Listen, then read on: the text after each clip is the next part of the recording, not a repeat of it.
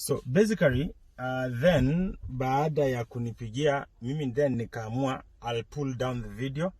Akaniambia juu nimechachisha kwa kufanya venye nimepost.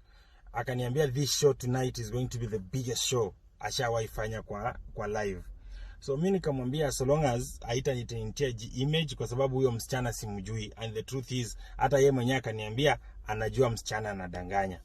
So then Ndela akaniambia nimpatie 100,000. Nikamwambia kwa sababu tumeanza na long footing, mimi nitampea 20 kwanza, alafu akideliver nione ameniweka mzuri hivyo nitampatia the balance.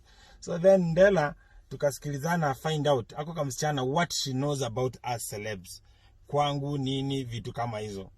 So then what happened, huyu msichana Ndela nikaambia Ndela mimi kwangu naingianga na kitchen. So huyo msichana